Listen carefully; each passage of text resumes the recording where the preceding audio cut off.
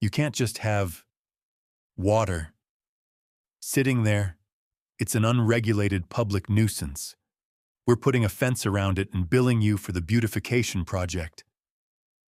Her voice was a grating symphony of entitlement, a sound that could curdle milk from 50 paces.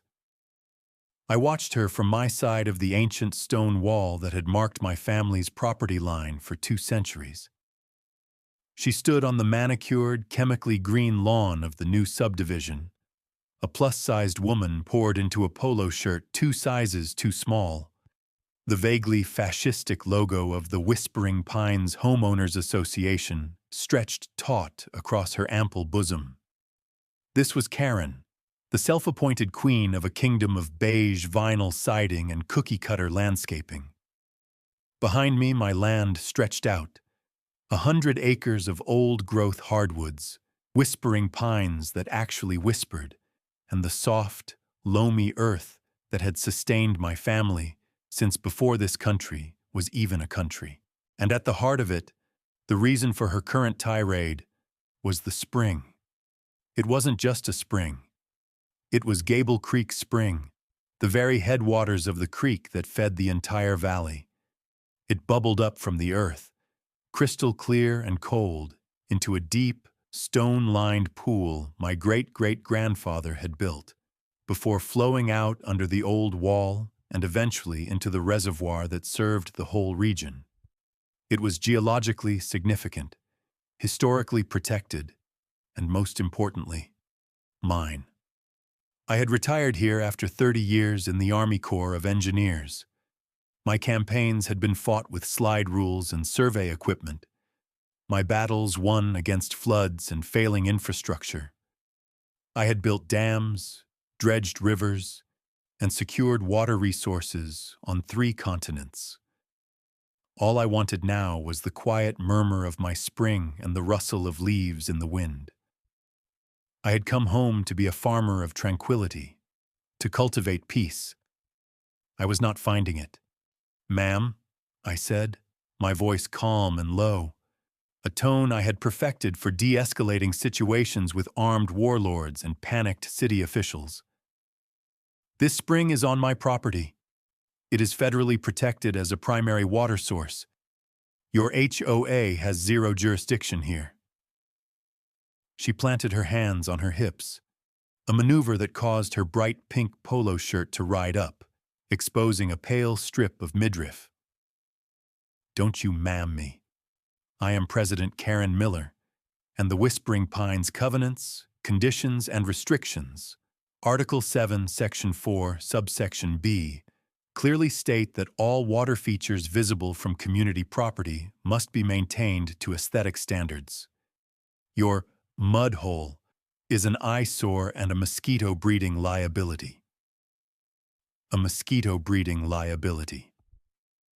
She was talking about a natural artesian spring that had been flowing since the last ice age, a source of water so pure you could drink it straight from the earth. I looked past her, at the identical houses marching up the hill, each with its chemically perfect lawn, its single, sad-looking sapling staked out front, and its complete lack of character. They had bulldozed a forest to build this plastic paradise, and now its queen was offended by the sight of actual nature. "Hachao, this is not a water feature," I explained, keeping my tone even. "It is the source of Gable Creek. Furthermore, my deed predates your entire development by about 220 years. My property is explicitly, legally, and physically separate. You are trespassing." She scoffed, a wet, unpleasant sound. "We have an easement, a beautification easement. It's in the county plat maps.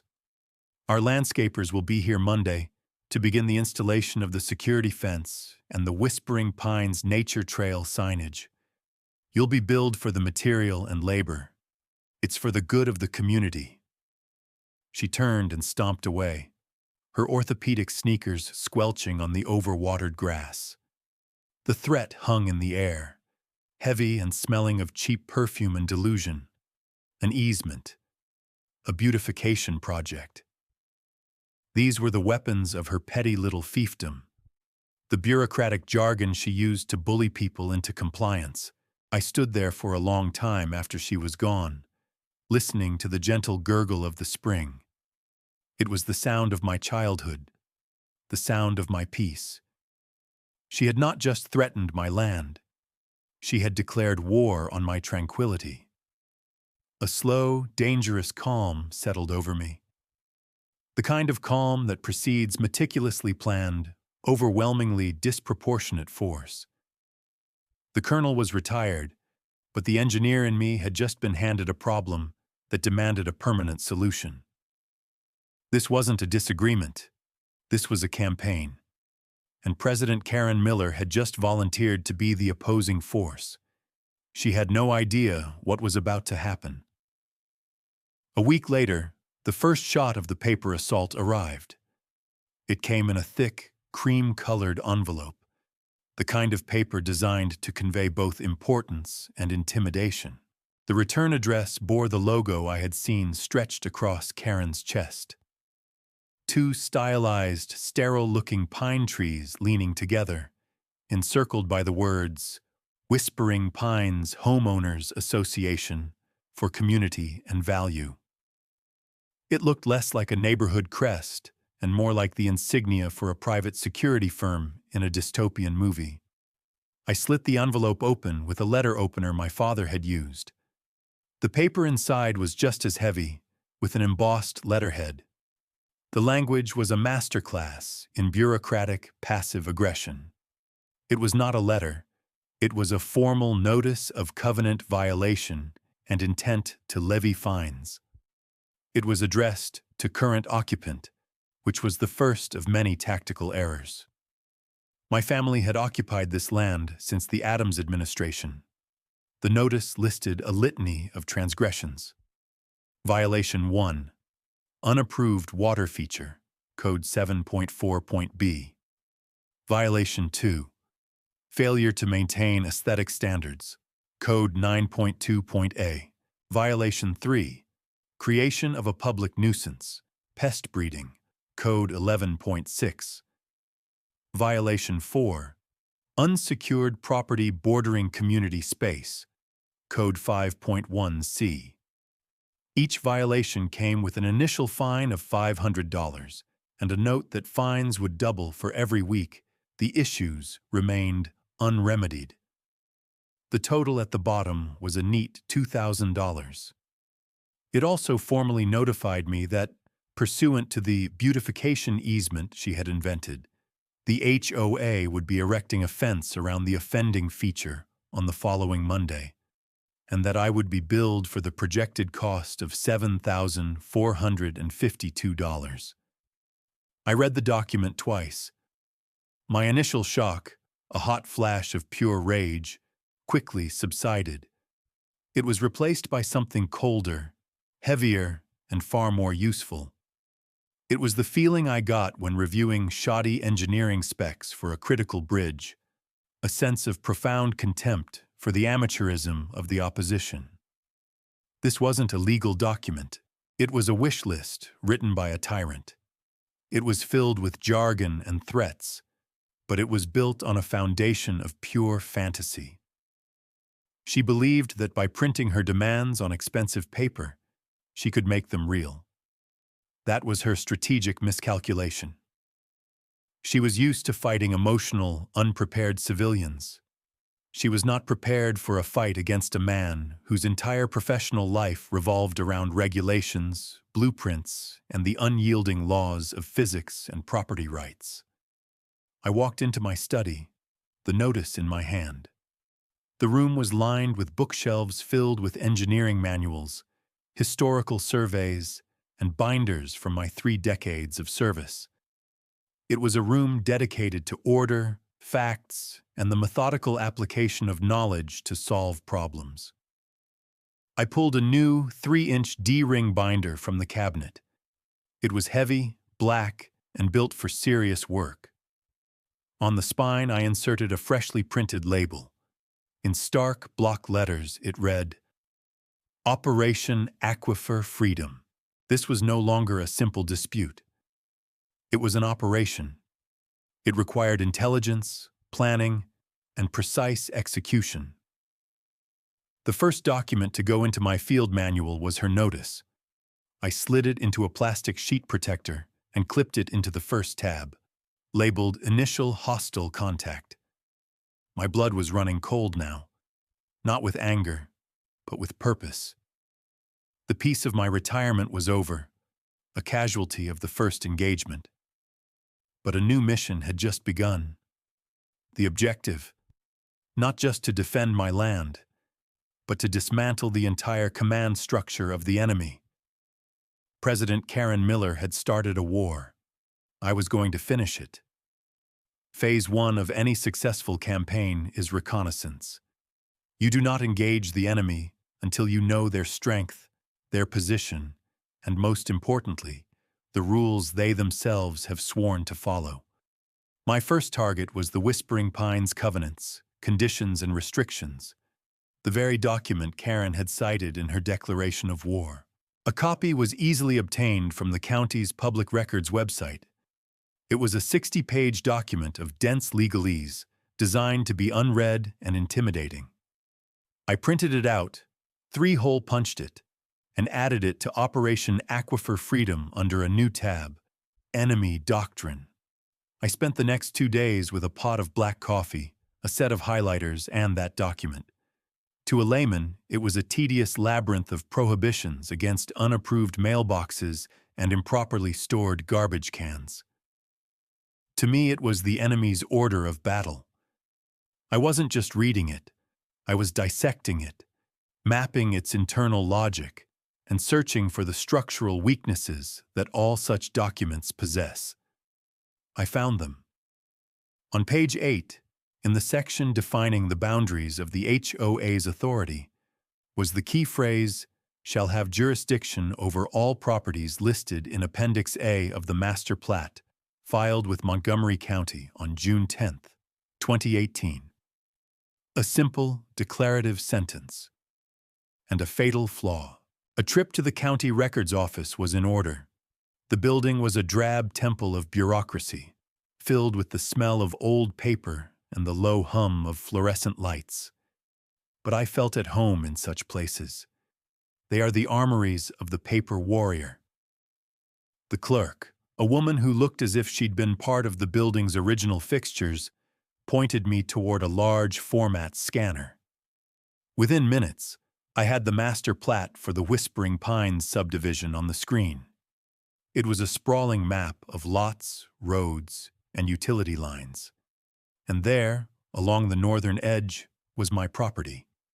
It was clearly delineated by a thick, solid line. Labeled in clear, unmistakable text was, Parcel 7B, not a part of this plat. My land was not in Appendix A. It wasn't a part of their plat. According to their own founding document, their own Bible of bylaws, their jurisdiction ended at my stone wall. Her entire claim of authority was a fabrication.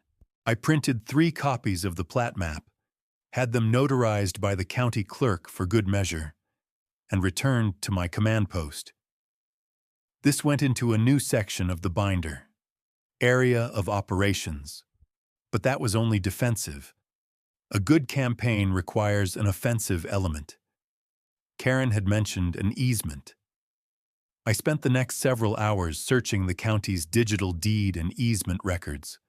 I searched her name. I searched the HOA's name. I searched my property's parcel number. Nothing. No beautification easement. No access easement. No easement of any kind had been filed against my property by the Whispering Pines HOA. She had not just misinterpreted a rule.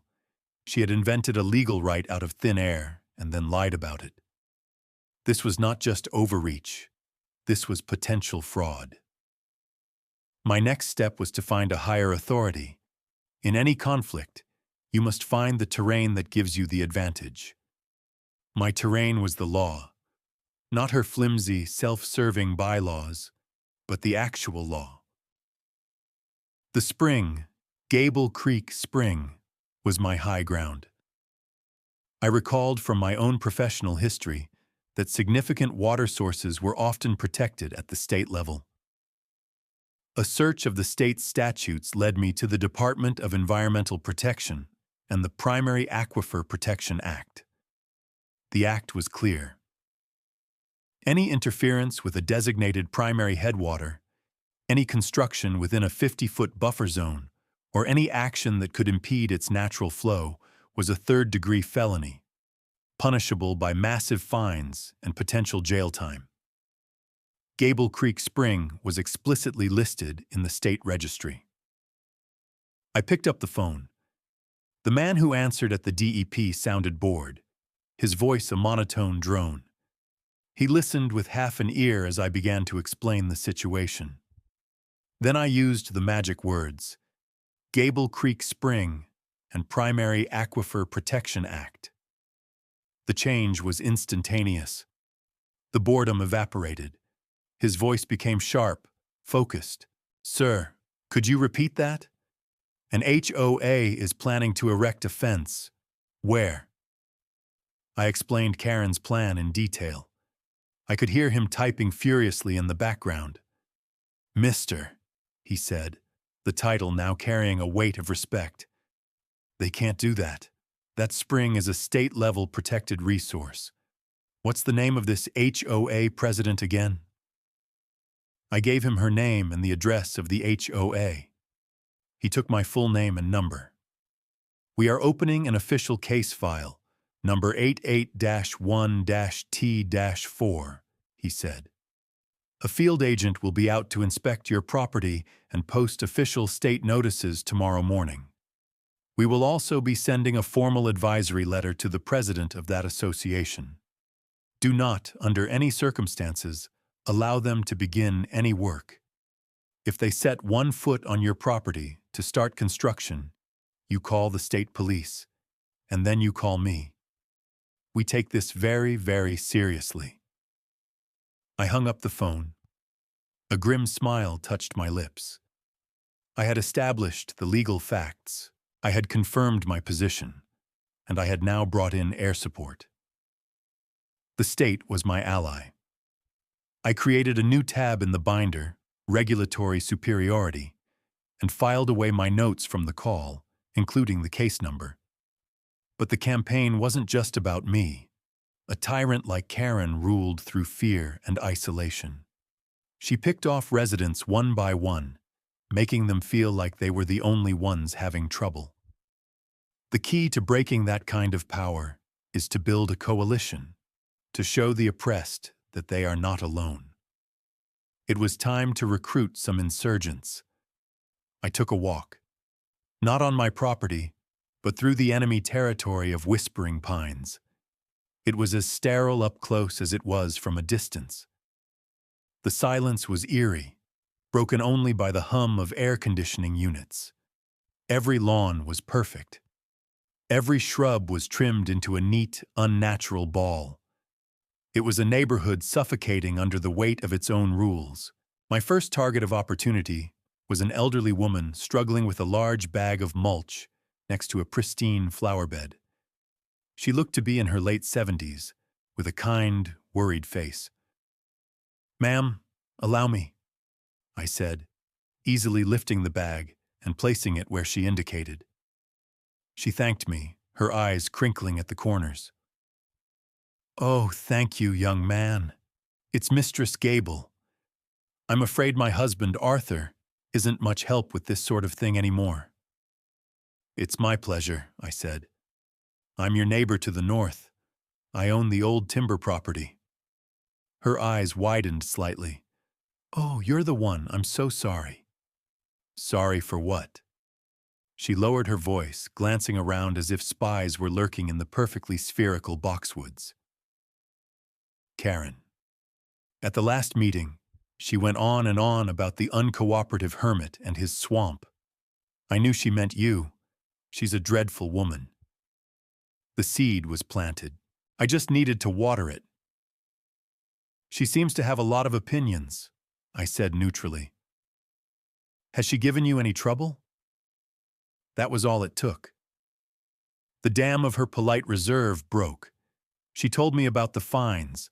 $100 because her garden gnome, a gift from her granddaughter, was an unapproved lawn ornament. $50 because her newspaper was not retrieved from the driveway by 8 a.m. $200 because the paint on her mailbox was peeling, even though it was the HOA's responsibility to paint them. She had paid over $1,000 in petty fines in the last year alone. She was scared of losing her home. She told me, Mistress Gable whispered, her voice trembling slightly, that if we couldn't afford to maintain our property to community standards, perhaps we should live somewhere else. I listened patiently, my anger hardening into a cold, dense core. This was not about rules. This was about power and cruelty. I gave her my phone number. I told her I was looking into the HOA's practices and that she was not alone. She looked at me with a glimmer of hope in her eyes. I had my first recruit. Further down the street, I saw a young family, the Martinezes. The father was trying to teach his son to shoot hoops on a portable basketball goal in their driveway. They looked happy, a splash of vibrant life in the beige landscape.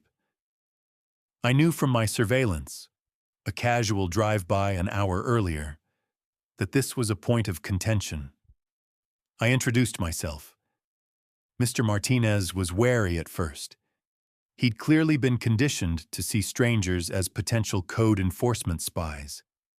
But when I mentioned my own run-in with President Miller, he opened up. "She's a nightmare," he said, wiping sweat from his brow. "We get a notice every time the boys leave a toy on the lawn. She sent us a certified letter, a real one, saying this basketball hoop was a temporary structure and had to be stored out of sight when not in use. Who does that? My kid wants to play." "We got a fine because our daughter's sidewalk chalk art was considered graffiti," his wife added, coming out the front door with a pitcher of lemonade. $250 for a drawing of a smiling sun. They were being bled dry by 1,000 tiny cuts. They felt powerless, trapped in a home they were supposed to love. I listened to their story, documented the details mentally, and gave them my number as well. I told them a few neighbors were beginning to compare notes, and that there might be a better way to handle this. By the time I returned to my property, the sun was setting. I had the enemy's doctrine, the operational map, and the backing of a higher authority. And now, I had the beginnings of a resistance movement.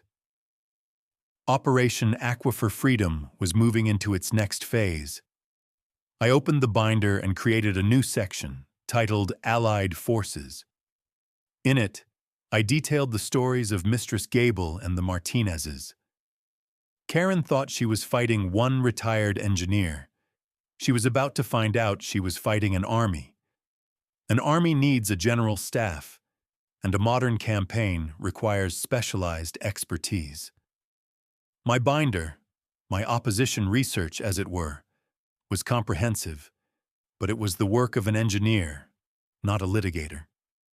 It was time to bring in professional reinforcements. It was time to hire a lawyer. I didn't want just any lawyer. I wanted a specific type of warrior, one who would understand the strategic landscape and appreciate the meticulous preparation I had already undertaken. I spent an afternoon vetting local law firms, looking for a specialist in property law and homeowner association disputes. I found one whose online profile stood out. David Sterling, a retired Marine Corps JAG officer. Major Sterling, retired. His firm's motto was simple and direct: resolving disputes, enforcing rights. Perfect. His office was in a restored historic building downtown, a solid brick structure that spoke of permanence and strength. The man himself matched the building. He was tall, lean, with the ramrod posture of a career military man and eyes that missed nothing. He greeted me with a firm handshake and a quiet, "Colonel." He'd seen my service record in the preliminary background check his office had run. Good. That saved time. Major, I replied, taking the offered seat. Thank you for seeing me on short notice. When a colonel from the Corps of Engineers says he has a time-sensitive issue involving property lines and regulatory noncompliance, I make time, he said with a thin smile. It's usually interesting. What's the situation? I didn't give him a long, emotional story. I simply placed Operation Aquifer Freedom on his polished mahogany desk. The binder landed with a solid, satisfying thud. The situation is all in there, I said. Executive summary is on the first page. The rest is supporting documentation. He raised an eyebrow, intrigued. He opened the binder. For the next 20 minutes he was silent, turning the pages with a focused intensity. He read my summary. He examined the HOA's violation notice. He studied the enemy doctrine, their covenants. He paid close attention to the area of operations. The notarized plat maps clearly showing my property was exempt. He lingered on the section for regulatory superiority, tapping the DEP case number with his finger. Finally, he looked through the Allied Forces section, reading the documented stories of Mistress Gable and the Martinezes. When he finished, he closed the binder and looked at me, his expression a mixture of professional appreciation and grim amusement.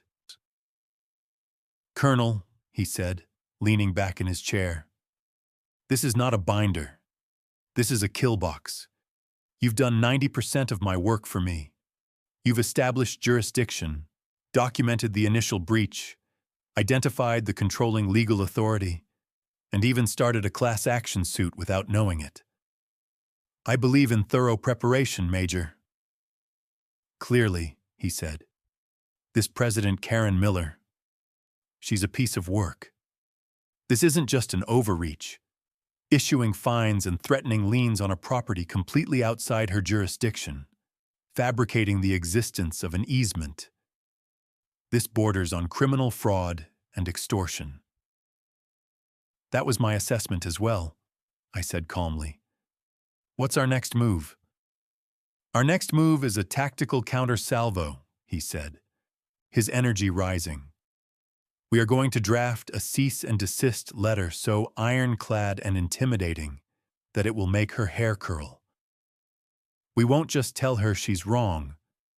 We will cite the specific state felony statutes she is in danger of violating. We will reference the active DEP investigation and its case number. We will name the specific county documents that invalidate her authority. We will demand the immediate rescission of all fines, a formal written apology, and a signed affidavit acknowledging that the HOA has zero jurisdiction over your property, now and forever. He paused, a predatory gleam in his eye. And we will send it via certified mail, return receipt requested, and also have it hand-delivered by a process server. We want to make it clear that the time for amateur hour threats is over. The professionals are on the field now. What do you think her response will be? I asked. A person like this, a petty tyrant whose power is built on bluff and intimidation? When faced with legitimate superior force, they have two options: a complete and total capitulation, or a foolish, self-destructive escalation. Given your file here, my money is on escalation. She'll do something stupid, and when she does, you will be there to document it. Let her walk deeper into the trap, I murmured. Exactly, Sterling confirmed. We let her flail, we let her make a critical mistake, and then we checkmate her. Colonel, I'll take this case. My retainer is $5,000. I wrote the check without hesitation. It wasn't an expense. It was an investment in ammunition. 2 days later, David Sterling sent me a draft of the letter. It was a beautiful piece of work, a legal cruise missile. It was 10 pages long, dense with citations and precedents.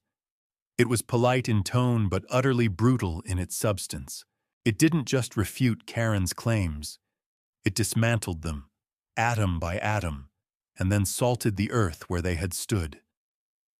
It concluded by informing her that any attempt by HOA contracted agents to enter my property would be treated as criminal trespass, and that both the HOA and she, personally, would be held liable for any and all damages. The letter was sent. The process server delivered his copy. The certified mail receipt came back signed. The counter salvo had been launched. Now we waited for the enemy's response. I had a feeling we wouldn't have to wait long. The weekend passed in a state of watchful quiet.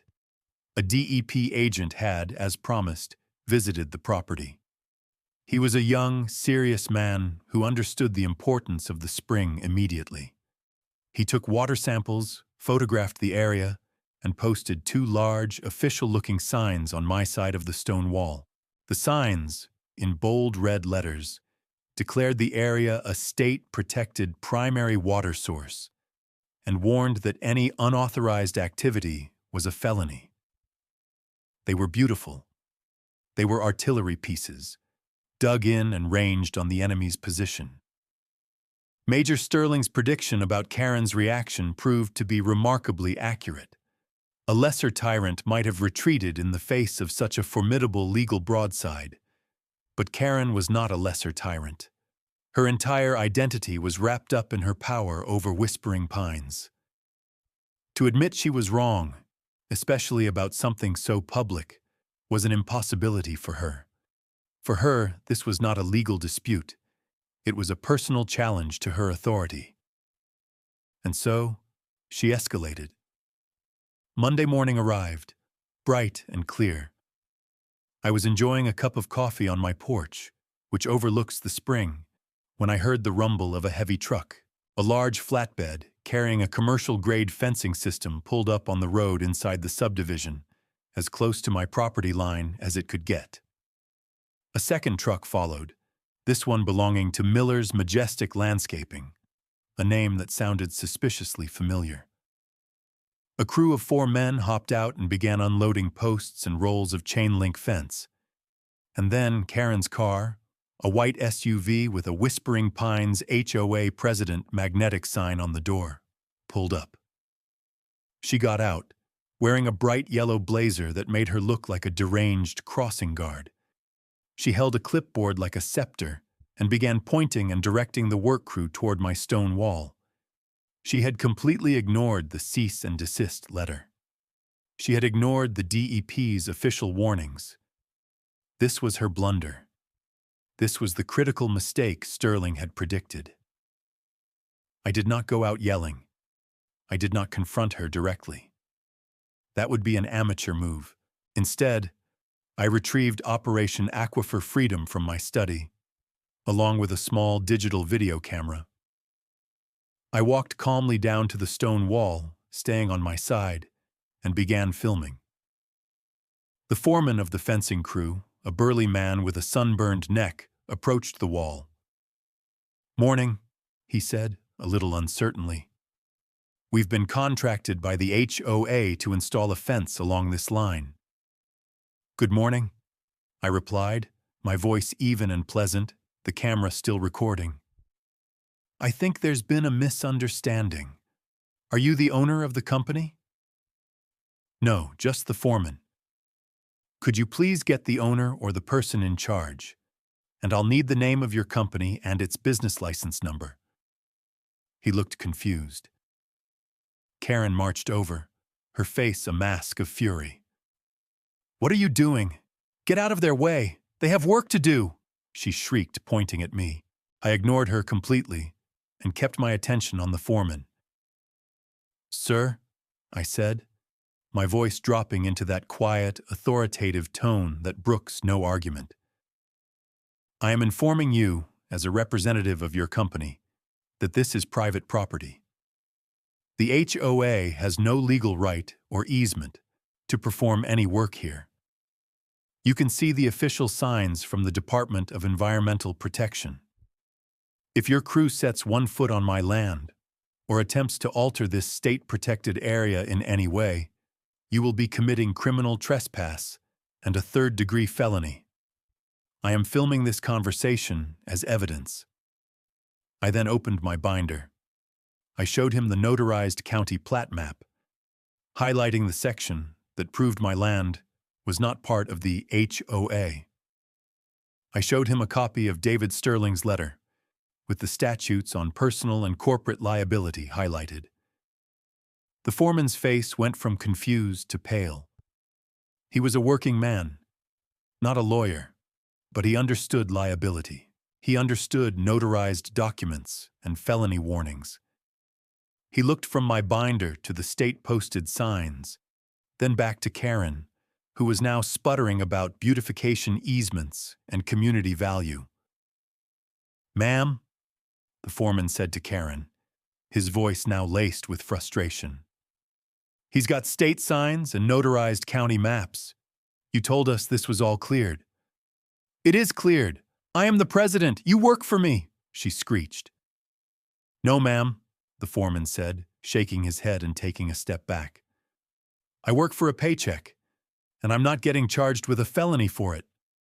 Boys, pack it up. We're out of here." He turned and walked away. His crew, who had been watching the exchange with growing unease, immediately began reloading their equipment.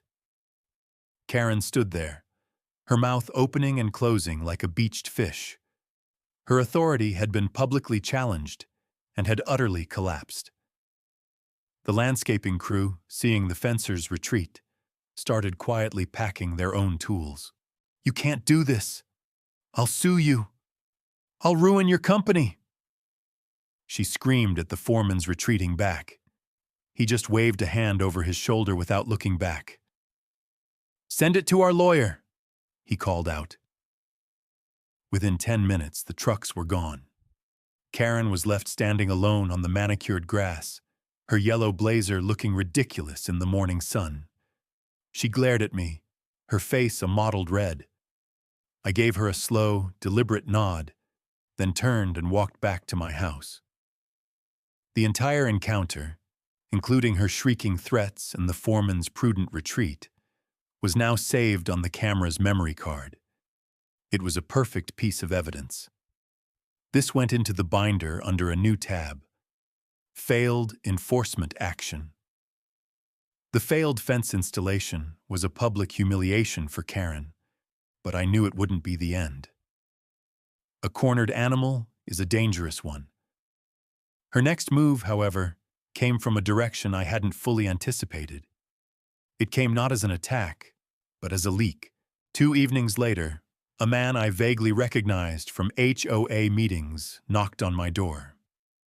He was a small, nervous-looking man named Arthur Pinter, the association's treasurer.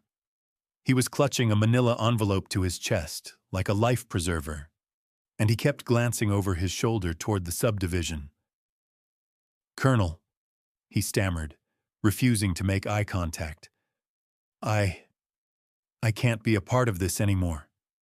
She's gone crazy." I invited him in. He sat on the edge of a chair in my study, sweating, despite the cool evening air.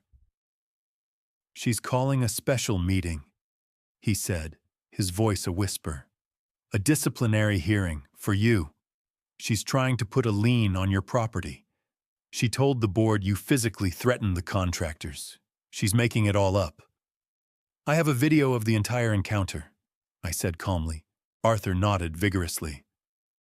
"I knew it. I knew you would. You're very organized." He finally looked up at me, his eyes pleading. "But that's not all. She's been cooking the books for years. I'm the treasurer, but she controls everything. She signs all the checks. She approves all the invoices. I just file the reports she gives me." He pushed the manila envelope across the desk toward me. "These are copies, bank statements, invoices, the real ones. She has a beautification and contingency fund. that she uses like a personal slush fund. Look at the invoices from Miller's Majestic Landscaping. That's her brother-in-law's company. They charge 3 times the going rate for half the work. And the legal fees. We're paying a fortune to a firm that's just her cousin's solo practice. He's a divorce lawyer. My blood ran cold. This was the kill shot. This was the smoking gun.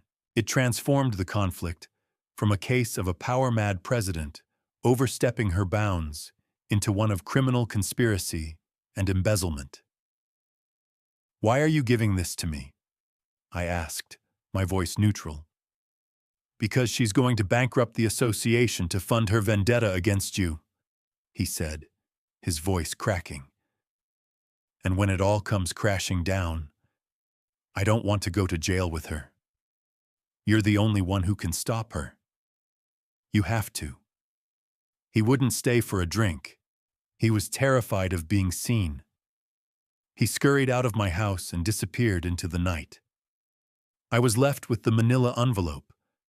I spent the rest of the night poring over its contents. It was exactly as Arthur had described, and worse. A clear, undeniable pattern of self-dealing, cronyism, and outright theft, all hidden in plain sight within the HOA's budget. I carefully scanned every document. I created spreadsheets, cross-referencing invoices with bank withdrawals. The numbers were damning. Tens of thousands of dollars of the residents' money had been funneled to her family members for shoddy or non-existent work. The contingency fund was her personal piggy bank. I placed the new intelligence into the final section of the binder. I labeled it simply, "The Kill Shot." The annual HOA meeting was in 1 week. Karen was planning a show trial to have me sanctioned. She had no idea she was actually setting the stage for her own court-martial. The campaign was about to reach its explosive conclusion.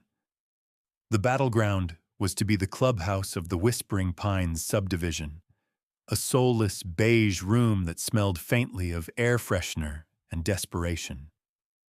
The annual meeting was always a poorly attended affair, a place where Karen would ramble on about lawn maintenance to a handful of retirees. But this time was different. Word had spread. The story of the failed fence installation had become a local legend. My conversations with Mistress Gable and the Martinezes had blossomed into a full-blown insurgency. They had talked to their neighbors, who had talked to theirs. The seeds of rebellion I had planted had grown into a forest of discontent. When I walked in with David Sterling at my side, the room was packed. Every seat was taken, and residents were standing along the walls. The air was thick with anticipation. I saw Mistress Gable give me a small, determined nod. Mr. Martinez gave me a thumbs up. My allied forces were in position. At the front of the room, Karen sat at a long table with her 2 sycophantic board members, a woman who looked permanently startled and Arthur Pinter, the treasurer, who was visibly sweating and refusing to look in my direction. Karen was wearing a severe navy blue blazer with padded shoulders, her armor for the coming fight. She banged a small, toy-like gavel on the table. "This meeting of the Whispering Pines Homeowners Association will now come to order," she announced, her voice echoing slightly in the crowded room. "We have a full agenda tonight, but first, we must address a serious security and compliance issue under new business." This was it, her planned ambush. "It has come to the board's attention," she continued, her eyes locking on me, "that the occupant of the adjacent non-member property has engaged in a pattern of hostile behavior, including threats against association contractors and willful disregard for community aesthetic standards. The board is proposing an emergency special assessment of $10,000 to fund the construction of a security fence and to cover legal fees associated with this individual. A murmur went through the crowd. $10,000. That was a significant amount of money to be split among the homeowners. It was a bold, arrogant move, designed to turn the community against me by hitting them in their wallets. Before anyone could react, I stood up. I held my binder. "Madam President," I said, my voice cutting through the noise, calm and clear. "Before the community votes on a special assessment based on false pretenses, I believe they have a right to see the full intelligence briefing." David Sterling stood beside me. "As legal counsel for this property owner," he announced, his voice filling the room with authority, "I can assure you all that any such assessment would be illegal, and we would seek damages not just from the HOA, but from the board members personally." The threat of personal liability sent a visible shockwave through the two board members next to Karen. Arthur Pinter looked like he was about to faint. "This is out of order!" Karen shrieked, banging her toy gavel. "You are not a member! You have no right to speak!" "I believe I do," Mr. Martinez called out from the back. "He's my guest, and I want to hear what he has to say." "So do I," added Mistress Gable. A chorus of "Ayes" and "Let him speak" rose from the crowd. The insurgency was making its move. Karen was losing control of the room. She looked stunned, betrayed by her own subjects. I walked to the front of the room and placed a laptop on the table, connecting it to the projector Karen had set up for her own presentation. "If you'll allow me," I said, my voice still even. For the next 20 minutes, I conducted a military-style briefing. I was calm, methodical, and relentless. The first slide was the county plat map. "This is the legal boundary of the Whispering Pines HOA," I explained. "As you can see, my property is not a part of this plat. According to your own covenants, you have no jurisdiction. Your president has been acting outside of her legal authority from the very beginning." I put up the next slide, a photo of the DEP signs. "This is Gable Creek Spring. It is not a mud hole. It is a state-protected primary water source. Any attempt to interfere with it is a felony. The state has an active investigation open into your president's actions." Gasps rippled through the room. I then played the video of the confrontation with the fencing company. The residents saw it all. My calm explanation, the foreman's reasonable retreat, and Karen's unhinged, shrieking tirade. Her public image as a competent manager was being systematically dismantled in front of her own people. Then, I brought up the stories of my allies. "This isn't just about my property," I said. "This is about a pattern of abuse." Mistress Gable stood up, her voice shaking but clear. She fined me $100 for a garden gnome my granddaughter gave me for my birthday. Mr. Martinez stood up. "She tried to fine us $250 for our daughter's sidewalk chalk art." One by one, a dozen residents stood up, each with a story of a petty fine, a threat, a moment of humiliation at Karen's hands. The room was filled with the murmur of shared grievance. The isolated victims were realizing they were a unified majority. Finally, I delivered the coup de grace. "But where does all that money go?" I asked, my voice dropping. "Let's look at the financials." I put Arthur Pinter's leaked documents on the screen. The spreadsheets I had created were simple and devastating.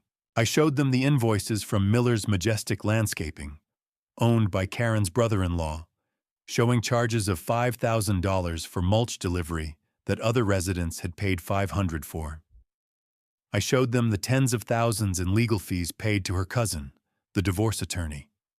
I showed them the beautification and contingency fund and the steady stream of checks written to Karen herself for administrative expenses. The room fell into a dead, shocked silence. They were staring at undeniable proof of embezzlement. They had been ruled, bullied, and robbed by the woman sitting right in front of them. Arthur Pinter, seeing it all laid out, finally broke. He stood up, trembling. "It's true," he said, his voice cracking. "It's all true. She made me sign the reports. I'm so sorry." That was it. The dam broke. The room erupted, not in chaos, but in cold, focused fury. "Thief!" someone yelled. "Resign!" screamed another. Karen sat there, her face white, her jaw slack. Her entire world, the petty empire she had built, had been utterly destroyed in the space of half an hour. David Sterling stepped forward into the silence that followed the initial outburst. "I believe," he said, his voice resonating with legal finality, "that a motion is in order. A motion for a vote of no confidence and the immediate removal of President Karen Miller and the entire current board, and the election of an interim board to secure the association's assets pending a full forensic audit." "I make that motion!" Mr. Martinez shouted. "I second it!" Mistress Gable called out. "All in favor?" Sterling asked, taking command. A deafening, unanimous roar of "Aye!" shook the room. It was the sound of a community liberating itself. All opposed? Silence. Karen just sat there, small and defeated in her ridiculous power blazer. She was stripped of her title, her power, her entire identity, in a single, overwhelming vote. She slowly stood up, gathered her purse, and without a word, fled the room in utter humiliation. The war was over. The aftermath was swift and decisive. An interim board was elected on the spot, with Mr. Martinez as the new president and a relieved-looking Mistress Gable as the secretary. Their first official act was to unanimously vote to void every fine Karen had issued in the past 2 years. Their second act was to issue a formal public apology to me, and to affirm, for the permanent record, that the HOA had no authority over my land. David Sterling and the new board turned over the contents of my binder, the financial records, the video, the evidence of fraud, to the district attorney's office. A few weeks later, Karen Miller and her brother-in-law were indicted on multiple counts of embezzlement and wire fraud. Faced with the mountain of evidence I had compiled, she pleaded guilty. She was forced to pay full restitution to the HOA and lost her house to cover the legal fees and fines. The last I heard, she had moved 2 states away to live with a sister. Her reign of terror was officially and permanently over. The atmosphere in Whispering Pines changed almost overnight. The oppressive blanket of fear lifted. People started putting up basketball hoops and garden gnomes. Neighbors started talking to each other, not in hushed whispers, but in friendly conversations over their now imperfect lawns. The Martinezes hosted a huge neighborhood barbecue to celebrate their newfound freedom, and they insisted I be the guest of honor. I politely accepted, and for the first time walked through the gate in the stone wall, not as an adversary, but as a neighbor. They presented me with a bottle of very fine single malt scotch, and Mr. Martinez, now President Martinez, shook my hand. "You gave us our neighborhood back," he said simply. I was no hero. I was just a man who wanted to be left alone, a Cincinnatus who had been called from his farm to deal with a threat to the Republic. And now, the threat was gone. My work was done. This morning, I sit on my porch, just as I did on the day the fence company arrived. The only sound is the gentle, timeless gurgle of the spring and the rustle of the wind in the pines, the real whispering pines. The air is clean, the water is pure, and my peace is profound. It is a hard-won peace, earned through methodical preparation and a refusal to yield. On my desk in the study, the black binder sits closed. Operation Aquifer Freedom. Its mission is complete. Later today, I will take the pages out, The evidence will be stored in a safe deposit box, but the binder itself, the symbol of the campaign, will be retired. I will burn it in my fireplace, and its ashes will be scattered on the rich soil of my land. The world is full of petty tyrants, people who derive their sense of worth from controlling others. They build their little empires of vinyl siding and pointless rules, and they prey on the decent and the unprepared. But they have a critical weakness. Their power is an illusion, a fragile construct of bluff and bureaucracy. It cannot stand against the unyielding force of documented truth, the strength of a united community, and the calm, methodical resolve of a man who simply will not be pushed. They declare war, expecting a skirmish, and are shocked when they find themselves facing a full-scale, professionally executed campaign. And they always, always lose. The spring flows on, as it always has, and as it always will. And I have returned, finally, to my peace,